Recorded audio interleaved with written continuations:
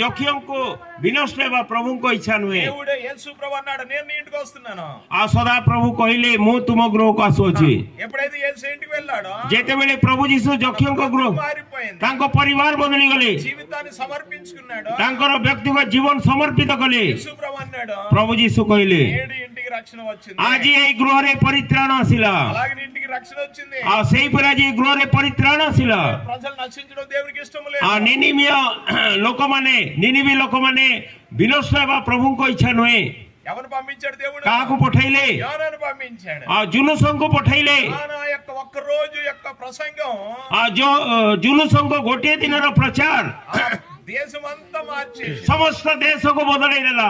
20,000 మందిని రక్షించాడు। 1,20,000 ଲୋକ ଗୋଟିଏ ଦିନ ପରିତ୍ରାଣ ପାଇଲେ। హల్లెలూయా।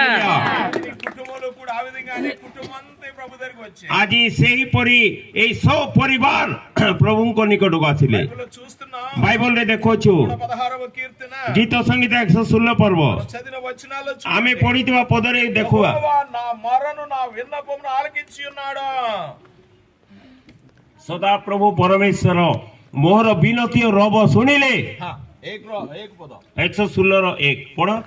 ମୁଁ ସଦା ପ୍ରଭୁଙ୍କୁ ପ୍ରେମ କରେ କାରଣ ସେ ମୋ ରବ ଓ ବିନତି ଶୁଣିଅଛନ୍ତି। ଅଛନ୍ତି। Hallelujah hallelujah. నేను దేవుడిని ప్రేమిస్తున్నాడు କାରଣ ସେ ମୋ ରବ ଓ ବିନତି ଶୁଣିଅଛନ୍ତି। କଣ ଶୁଣିଲେ? ఆయన ఆలకించాడు। ସେ ରବ ଓ ବିନତି ଶୁଣିଲେ। ఆలకిస్తున్నాడు ఆయన। ସେ ତୁମର ବିନତି ଶୁଣୁଅଛନ୍ତି। అందుకే నేను ప్రేమిస్తున్నాను అంటున్నాడు। ସେଇଥିପାଇଁ ମୁଁ ତୁମକୁ ପ୍ରେମ କରୁଛି ବୋଲି అంటున్నాడు భక్తుడు। ସେଇଥିପାଇଁ ଭକ୍ତ କଣ? ఆయన ప్రేమిస్తున్నాను। ମୁଁ ତାକୁ ପ୍ରେମ କରୁଅଛି। బిడ్డలారా ప్రభువుని ప్రేమిస్తూ ఉండాలా। ପ୍ରିୟ ଈଶ୍ୱରଙ୍କ ସନ୍ତାନ ମାନେ ସଦାବେଳେ ପ୍ରଭୁଙ୍କୁ ପ୍ରେମ କର। ప్రభు రాకడ వరకు ప్రేమించాలి। ପ୍ରଭୁ ଯୀଶୁଙ୍କ ଆଗମନ ପର୍ଯ୍ୟନ୍ତ ଏଇ ପରିବାର ପ୍ରେମ କରିବାର ଅଛି। ఎప్పుడు యేసుని ప్రేమిస్తూ ఉండాలా। ସଦାବେଳେ ପ୍ରଭୁ ଯୀଶୁଙ୍କୁ ପ୍ରେମ କରିବେ। స్థితిలోంచి వచ్చాము ଆମେ କୋଉ ସ୍ଥିତିରୁ ଆସିଲୁ? గుర్తు చేసుకుంటూ ఉండాలి। ସଦାବେଳେ ପ୍ରଭୁଙ୍କ ମଙ୍ଗଳ ଦାନକୁ ସ୍ମରଣ କରିବା। ఒక రాజు ఉన్నాడు। ବାଇବଲରେ ଗୋଟେ ରାଜା ଅଛି। ఆయన ఎవరో తెలిసిన దావీదు। ସେ ଦାଉଦ। ఆయన రాజు అవ్వక ముందు ఒక గొర్రెల కాపరి। ଆଉ ସେ ରାଜା ହେବା ପୂର୍ବରୁ ମେଷ ଚରଉଥିଲେ। అడవిలో నేర్పినారు గొర్రెలు మేపేవాడు। ଆଉ ଜଙ୍ଗଲରେ ମେଷ ଚରଉଥିଲେ। ఏం చేశాడు? ସେ କଣ ହେଲା? ఆ రోజున దేవుడు ఉన్నతమైన స్థితి ଗୋଟିଏ ସମୟରେ ସଦାପ୍ରଭୁ ତାଙ୍କୁ ଉନ୍ନତ ସ୍ଥିତିକୁ ନେଇଗଲେ। ఇశ్రాయేలు ప్రజలకు రాజు అయిపోయాడు। ଇସ୍ରାଏଲ ଦେଶର ରାଜା ହେଇଗଲା। రాజుగారు కూతురు పెళ్లి చేసుకుని ରାଜାଙ୍କ ଝିଅକୁ ବିବାହ କଲା। ఉన్నతమైన స్థితిలోకి వెళ్ళిపోయాడు। ଉନ୍ନତ ସ୍ଥିତିକୁ ପଳେଇଗଲା। తల మీద కిరీటం పెట్టుకుంటున్నాడు। ଆଉ ମସ୍ତକରେ ସୁନାର କିରୀଟ, ఒళ్ళంతా కూడా బంగారం ధరించుకుంటున్నాడు। ସମସ୍ତ ଶରୀରରେ ସୁନାରେ ଅଳଙ୍କିତ, సింహాసనం మీద కూర్చుంటున్నాడు। ଆଉ ସୁନାର ସିଂହାସନରେ ବସିଲେ। రకరకాల వంటలు భోజనం చేస్తున్నాడు। ଭିନ୍ନ ଭିନ୍ନ ପ୍ରକାରର ଖାଦ୍ୟ ଖାଉଛି। పిలిస్తే 1000 మంది వెళ్ళంటే 1000 మంది వెళ్ళే। ଡାକିଲେ ହଜାରେ, ଯାଅ କହିଲେ ହଜାରେ। అంత అధికారం వచ్చేసింది। ସେତେ ବଡ ଅଧିକାର ମିଳିଗଲା। అయినా సరే ତଥାପି అయినా సరే ତଥାପି అయినా సరే ତଥାପି దావీదు దేవుడిని మర్చిపోలేదు। ଦାଉଦ କେବେ ପ୍ରଭୁଙ୍କୁ ଭୁଲିଲେ ନାହିଁ। రోజు ସେ ପ୍ରତିଦିନ ఏ రోజు ప్రతిదిన ପ୍ରତିଦିନ ఏం చేసాడో తెలుసు? କଣ କରୁଥିଲେ? తన కిరీటం పక్కన పెట్టి ତାଙ୍କ କିରୀଟ ସାଇଡରେ ରଖି పక్కన పెట్టి ରାଜବସ୍ତ୍ର ଉତରେଇ ଦେଇକି తను ఎప్పుడైతే గొర్రెలు కాల్చుకున్నప్పుడు టవల్ కట్టుకునేవాడో ସେ ଯେତେବେଳେ ମେଷ ଚଲେଇଲା ବେଳେ ଟାୱାଲ ପିନ୍ଧୁଥିଲେ, కట్టుకుని ସେଟା ପିନ୍ଧି కింద కూర్చుని ତଳେ ବସି గొర్రెలు మేపినప్పుడు ఎలాగైతే దేవుని ఆరాధన చేశాడు ଆଉ ସେ ମେଷ ଚରେଇଲା ବେଳେ ଯେମିତି ପ୍ରଭୁଙ୍କୁ ଆରାଧନା କରୁଥିଲେ కింద కూర్చుని ସେଇପରି ତଳେ ବସି రోజు ପ୍ରତିଦିନ ఈ స్థితి అయ్యా నాదే, ହେ ପ୍ରଭୁ ଏହିପରି ପରିସ୍ଥିତି ମୋର, ఈ పరిస్థితి నాదే, ଏ ପରିସ୍ଥିତି ମୋର, మట్టిలో కూర్చుకునే పరిస్థితి, ଆଉ ମାଟିରେ ବସିଥିବା ପରିସ୍ଥିତି, అడవిలో గొర్రెలు మేపుకునే పరిస్థితి, ଜଙ୍ଗଲରେ ମେଷ ଚରେଇବା ପରିସ୍ଥିతి, నన్ను ఇంత రాజుగా చేశావు। ଆଜି ମତେ ଏତେ ବଡ ସିଂହାସନର ରାଜା କଲ। నీకేమి చెల్లించగలను? ମୁଁ କଣ ଦେଇ ତୁମ ଋଣ ସୁଝିବି? ప్రతిరోజు కన్నీరు కాచి ଆଉ ପ୍ରତିଦିନ ସେ ଅଶ୍ରୁ ଜଳ ସହିତ ପ୍ରଭୁଙ୍କୁ ଧନ୍ୟବାଦ ଦଉଥିଲେ। తాను దేవుడికి అప్పచెప్పుకుని ନିଜକୁ ନିଜେ ପ୍ରଭୁଙ୍କୁ ସମର୍ପିତ ହଉଥିଲେ। లేచి రాజవస్త్రం వేసుకుని సింహాసనం కూర్చుని రాజుగా పరిపాలించాడు। ଆଉ ତାପରେ ସେ ରାଜବସ୍ତ୍ର ପିନ୍ଧିକି ସିଂହାସନରେ ବସି ରାଜ୍ୟକୁ ପରିଚାଳନା କରୁଥିଲେ। హల్లెలూయా ହାଲେଲୁୟା। జీవితకాలమంతయో ଆମର ବ୍ୟକ୍ତିଗତ ଜୀବନ ସାରା, తన జీవితకాలమంతయో ତାଙ୍କର ବ୍ୟକ୍ତିଗତ ଜୀବନ ସାରା, మూడో కీర్తన 6వ వచనములో ଗୀତ ସଂହିତା 23 ପର୍ବ 6 ପଦରେ జీవితకాలమంతయో ମୋ ଯାବ ଜୀବନ కాలమంతయో ପ୍ରଭୁଙ୍କ ଗୃହରେ ବାସ କରିବି హల్లెలూయా. హల్లెలూయా. ఎప్పుడు దేవుని మర్చిపోలేదు. କେବେ ଭୁଲିଲେ ନାହିଁ దేవుని బిడ్డలారా, ପ୍ରିୟ ମଣ୍ଡଳୀ ప్రభువుని ప్రేమిస్తూ ఉండండి. ଆମେ ସଦାବେଳେ ପ୍ରଭୁଙ୍କୁ ପ୍ରେମ ప్రేమను కలిగి ఉండండి. ପ୍ରଭୁଙ୍କ ପ୍ରେମରେ ରହିବା ప్రేమిస్తున్నాడు. ଆଉ ସେ ତୁମକୁ ପ୍ରେମ କରୁଛି అందుకే మీరు నశించిపోకుండా దేవుడు లేవనెత్తాడు. ସେଇଥିପାଇଁ ତୁମେ ବିନଷ୍ଟ ନ ହୋଇକି ପ୍ରଭୁ ଉଦ୍ଧାର କଲେ హల్లెలూయా. హల్లెలూయా. హల్లెలూయా. హల్లెలూయా. ఏదైతే కలిగి ఉన్నారో అంతా ఈ దేవుని దాన్ని గుర్తించండి. ତୁମେ ପାଖରେ ଯାହା ଅଛି ଆଜି ସବୁ ପ୍ରଭୁଙ୍କର ବୋଲି ମଙ୍ଗଳଦାନ ବୋଲି ଭାବିବ దానికి ఇక్కడ అంటున్నాడు, ଏଇ ସ୍ଥାନ ప్రేమించేదను.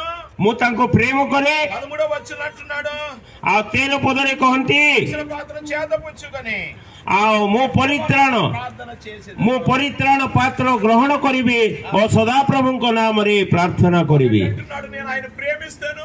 ଆଉ ମୁଁ ତାଙ୍କୁ ପ୍ରେମ କରିବି అంటున్నాడు, 2 କହୁଛି రక్షణ పాత్ర చేతపుచ్చుకొని ପରିତ୍ରାଣ ପାତ୍ର ନେଇ నేను దేవుని సన్నిధిలో ప్రార్థన ମୁଁ చేస్తాను. ପ୍ରଭୁଙ୍କ ଉପସ୍ଥିତିରେ ପ୍ରାର୍ଥନା କରିବି దినం ప్రార్థన చేయాలి. ପ୍ରତିଦିନ ପ୍ରାର୍ଥନା କରିବାର ଅଛି ఆరాధన జరగాలి. ପାରିବାରିକ ପ୍ରାର୍ଥନା ଦରକାର ప్రతి దినము దేవునికి అప్పచెప్పుకోవాలి. ପ୍ରତି ପ୍ରାତଃ ସମୟରେ ପ୍ରଭୁ దినము దేవుని ప్రేమిస్తావా, ଯେତେବେଳେ ପ୍ରଭୁଙ୍କୁ ପ୍ରେମ ఎప్పుడైతే నీవు కృతజ్ఞతలు చెల్లిస్తావో ଯେତେବେଳେ ଧନ୍ୟବାଦ ଅର୍ପଣ କରିବା అప్పుడు తప్పకుండా నీ ప్రార్థన ఆలకిస్తాడు. ସେତେବେଳେ ନିଶ୍ଚିତ ତୁମର ପ୍ରାର୍ଥନା ପ୍ରଭୁ ଶୁଣିବେ ఉన్నతమైన స్థితిలో తీసుకువెళ్తాడు. ଆହୁରି ଉନ୍ନତ ସ୍ଥିତିକୁ ନେଇଯିବେ శారీరకంగా గాని, ଶାରୀରିକ ଭାବରେ ଆତ୍ମିକ ଭାବରେ మానసికంగా గాని, ମାନସିକ ଭାବରେ స్పిరిచువల్ గా గాని ଆଉ ସ୍ପିରିଚୁଆଲି ଭାବରେ విషయాల్లో ସମସ୍ତ ବିଷୟରେ దేవుడు నీకు ఆలకించి ఉన్నతమైన స్థితిలో ଆଉ ପ୍ରଭୁ ତୁମର ପ୍ରାର୍ଥନା ଗ୍ରହଣ କରିବେ ଶୁଣିବେ ଆଉ ତୁମକୁ ଆଶୀର୍ବାଦ କରିବେ ହାଲେଲୁୟା ହାଲେଲୁୟା అంటున్నాడు, ଭକ୍ତ କହନ୍ତି నా ప్రార్థన ఆలకించాడు. ସେ ମୋର ପ୍ରାର୍ଥନା ଶୁଣିଲେ ఆయనకు కృతజ్ఞతలు ମୁଁ చెల్లిస్తాను. ତାଙ୍କୁ ଧନ୍ୟବାଦ ଦେବି అవును ప్రియ దేవుని బిడ్డ, ହଁ ପ୍ରିୟ ମଣ୍ଡଳୀ దానియేలు అంట, ଦାନିଏଲ అక్కడ రాయబడి దానియేలు కన్నా ఆరోగ్యం 6 ପର୍ବ ଶିଖାଇଛି 13వ వచనం కూడా రాయబడి 13 ପଦରେ ବି ଲେଖା ହେଇଛି దానియేలు రోజుకు 3 సార్లు ప్రార్థన చేశాడు. ଦାନିଏଲ ଦିନକୁ 3 ଥର ପ୍ରାର୍ଥନା କରୁଥିଲେ దావీదు అంట ଦାଉଦ 119 కీర్తన 164వ వచనంలో ଗୀତ ସଂହିତା 119 ପର୍ବ ତାର 164 ପଦରେ 7 ସାర్లు రోజుకి దేవునికి ଆଉ ସେ ଗୋଟିଏ ଦିନରେ 7 ଥର ପ୍ରଭୁଙ୍କୁ ଧନ୍ୟବାଦ ଦେଉଥିଲେ ସ୍ତୁତି କରୁଥିଲେ ହାଲେଲୁୟା 7 సార్లు దావీదు, 7 ଥର దానియేలు 3 సార్లు ଦାନିଏଲ 3 ଥର దేవునికి స్తుతులు చెల్లించారు, ପ୍ରଭୁଙ୍କୁ ସ୍ତୁତି କଲେ వందనాలు చెల్లించారు, ଧନ୍ୟବାଦ ଦେଲେ ପ୍ରାର୍ଥନା କଲେ దేవుని ప్రేమించారు. ପ୍ରଭୁଙ୍କୁ ପ୍ରେମ କଲେ ప్రియ దేవుని బిడ్డలారా, ହଁ ପ୍ରିୟ ମଣ୍ଡଳୀ ఎంతగా ప్రేమిస్తావా, ଆମେ ଯେତେ ଅଧିକ ପ୍ରେମ କଲେ ప్రార్థన చేస్తావా, ଯେତେ ପ୍ରାର୍ଥନା କରିବା ఎంతగా దేవునికి అప్పచెప్పుకుంటావా, ଯେତେ ପ୍ରଭୁଙ୍କୁ ସମର୍ପିତ ହେବା దేవుడు తప్పకుండా నీకు ఆపుదలని ସେତେ ଅଧିକ ପ୍ରଭୁଙ୍କ ସୁରକ୍ଷା ତୁମକୁ ଦେବ ప్రియ దేవుని బిడ్డలారా, ପ୍ରିୟ ମଣ୍ଡଳୀ 34వ కీర్తన 7వ వచనంలో ଗୀତ ସଂହିତା 34 ପର୍ବ 7 ପଦରେ యెహోవా యందు భయభక్తులు గలవారి చుట్టూ ఆయన దూత కావలిని రక్షించును. ଆଉ ଯେଉଁମାନେ ସଦା ପ୍ରଭୁଙ୍କୁ ଭୟ କରନ୍ତି ତାହାଙ୍କ ଦୂତଗଣ ସେମାନଙ୍କ ଚାରିଆଡେ ଛାଉଣି କରି ସେମାନଙ୍କୁ ଉଦ୍ଧାର କରନ୍ତି అభివృద్ధి చెందాలంటే ଆଉ ଏଇ ପରିବାର ଉନ୍ନତ ହେବା ଅଛି ବୋଲେ వారికి దేవుని కాపుదల అవసరం. ଏଇ ପରିବାର ପାଇଁ ପ୍ରଭୁଙ୍କ ସୁରକ୍ଷା ଦରକାର హల్లెలూయా. ହାଲେଲୁୟା ହାଲେଲୁୟା ఇంకా ఎప్పుడు దేవుని ప్రేమించాలి, ଆମେ ସଦାବେଳେ ପ୍ରଭୁଙ୍କୁ ପ୍ରେମ କରିବା 2 ହେଲା ఆయన ప్రార్థించాలి. ତାଙ୍କୁ ପ୍ରାର୍ଥନା କରିବା 3 ହେଲା అక్కడ రాయబడింది ଲେଖା ହେଇଛି 19వ వచనంలో 19 ପଦରେ 116వ కీర్తన 19వ వచనంలో ଗୀତ ସଂହିତା 116 పర్ବ 19 ପଦରେ నేను యెహోవాకు నా మొక్కుబడులు చెల్లించెదను, యెహోవాను స్తుతించెదను. ఏం చేయాలంట?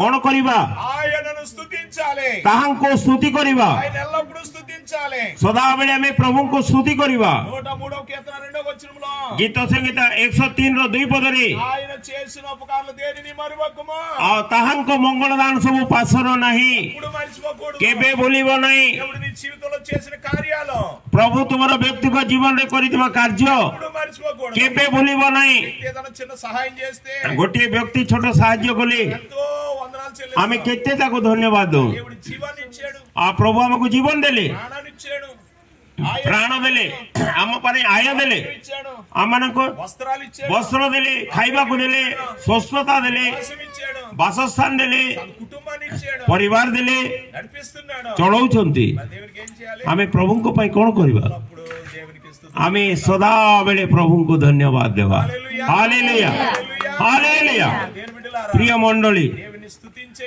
ଆମେ ପ୍ରଭୁଙ୍କୁ ଯେଉଁ ପରିବାରରେ ସ୍ତୁତି କରନ୍ତି ఇక్కడ యేసయ్య నివాసం ସେଇ ସ୍ଥାନରେ ପ୍ରଭୁ ଯୀଶୁ ବାସ କରନ୍ତି 2వ కీర్తన 2వ వచనంలో ଗୀତ ସଂହିତା 22 పర్ବ 2 పଦରେ 3వ వచనంలో 3 పଦରେ అక్కడ రాయబడింది, ଲେଖାଇ కృతజ్ఞతలు చెల్లిస్తే ఆయన స్తుతుల మీద ఆసీనుడు అని రాయబడింది. ଆଉ ସଦାପ୍ରଭୁଙ୍କୁ ଯେତେବେଳେ ଆମେ ଧନ୍ୟବାଦ ବର୍ତ୍ତକ ଅର୍ପଣ କରିବା ସେତେବେଳେ ସେ ମହିମାନିତ ହେବେ అక్కడ ఆయన ఉంటాడు. ସେଇ ସ୍ଥାନରେ ସେ ବାସ କରନ୍ତି ప్రియ దేవుని బిడ్డలారా, ହଁ ପ୍ରିୟ ମଣ୍ଡଳୀ ఇందులో దేవునికి ఎల్లప్పుడూ స్తుతులు చెల్లించాలి. ଆଉ ଏଇ ପରିବାରରେ ସଦାବେଳେ ପ୍ରଭୁଙ୍କୁ ସ୍ତୁତି କରିବେ మీ కుటుంబాన్ని దేవుడు ସେତେବେଳେ ପ୍ରଭୁ ଆହୁରି ଆଶୀର୍ବାଦ କରିବେ ହାଲେଲୁୟା ହାଲେଲୁୟା స్తుతిస్తావో ଯେତେ ଧନ୍ୟବାଦ ଦେବା ఆ దేవుని కార్యాలు ସେତେ ପ୍ରଭୁଙ୍କ କାର୍ଯ୍ୟ ତୁମେ ଦେଖିବ ఎప్పుడు ఆయన కార్యాలు మర్చిపోకండి. କେବେ ମଧ୍ୟ ପ୍ରଭୁଙ୍କ ମଙ୍ଗଳଦାନ ପାଶରଣ నుంచి వచ్చావో ଆମେ କୋଉ ସ୍ଥିତିରୁ ଆସିଲୁ ఎప్పుడు మర్చిపోకు. କେବେ ଭୁଲିବା ନାହିଁ హల్లెలూయా. ହାଲେଲୁୟା ఎప్పుడైతే మర్చిపోతావో ଯେତେବେଳେ ଭୁଲିଯିବା నీలో గర్వం ప్రవేశ ଆମଠାରେ ଗର୍ବ ପ୍ରବେଶ କରିବ అప్పుడు వెంటనే సాతాను మనలో ప్రవేశిస్తాడు.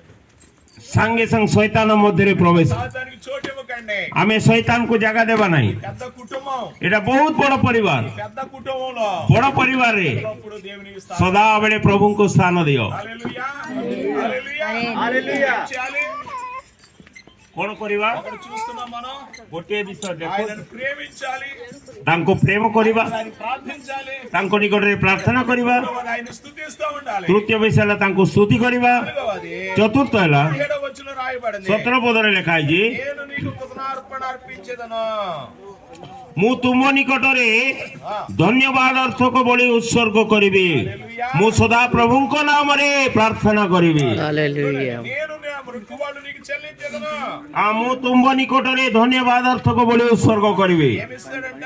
କଣ କରିବେ మృక్కువాళ్ళు చెల్లించెదను. ଧନ୍ୟବାଦ ଅର୍ଥକ ବଳି దేవునికి అర్పణ అర్పించాలి. ପ୍ରଭୁଙ୍କୁ ସମର୍ପିତ କରିବା ఏమిటి అర్పించాలి? କଣ ସମର୍ପଣ କରିବା నీ తనువు అర్పించాలి, అంటే నీ శరీరం అర్పించాలి దేవునికి. ଆମର ଶରୀର ସଜୀବ ପବିତ୍ର ଭାବରେ ଅର୍ପଣ ଆମର ପ୍ରାଣ ଅର୍ପଣ କରିବା అర్పించాలి, ଆମର ଆତ୍ମା ଅର୍ପଣ କରିବା ధనం అర్పించాలి. ଆମ ଧନକୁ ଅର୍ପଣ କରିବା ఏదైతే ధనం అనుకుంటున్నావో ఆ ధనతను దేవునికి అర్పించాలి. ଆମେ ଯୋଉ ସବୁ ବିଷୟକୁ ଉନ୍ନତ ବୋଲି ଭାବୁଛୁ ସେଇ ସବୁ ପ୍ରଭୁଙ୍କର ବୋଲି ମଙ୍ଗଳଦାନ ବୋଲି ତାଙ୍କୁ ଧନ୍ୟବାଦ ଦେବା ହାଲେଲୁୟା నీవు దేవునికి సమర్పించు. ଆମେ ନିଜକୁ ନିଜେ ପ୍ରଭୁଙ୍କୁ ସମର୍ପିତ ହେବା సమర్పించుకోకుండా ଆମେ ସମର୍ପିତ ନ ହୋଇ ఎన్ని చేసినా ଯାହା କଲେ ବି అర్థమైపోతుంది. ସବୁ ବୃଥା ହେଇଯିବ గమ గుర్తించండి, ଗୋଟେ ବିଷୟ ମନେ କରିବା మీరు ఎప్పుడు దేవునికి సమర్పించుకుంటూ ఉండాలి. ଆମେ ସଦାବେଳେ ପ୍ରଭୁଙ୍କୁ ସମର୍ପିତ ହେବା ఎప్పటికప్పుడు ସବୁବେଳେ బయటికి వెళ్తున్నా, ସବୁ ପରିସ୍ଥିତିରେ కూర్చుంటున్నా, లెగుస్తున్నా, ଆମେ ବସିଲା ବେଳେ ଉଠିଲା ବେଳେ కొంటున్నా, ଗୃହରୁ ଗଲା ବେଳେ ଶୋଇଲା ବେଳେ దుకాణం తెరుస్తున్నా, ଦୋକାନ ଖୋଲିଲା ବେଳେ వెళ్తున్నా, ଆମେ ଗାଡିରେ ଗଲାବେଳେ ఏ సమయంలోనైనా ଯେ କୌଣସି ସମୟରେ దేవునికి కృత అర్పించుకోనండి.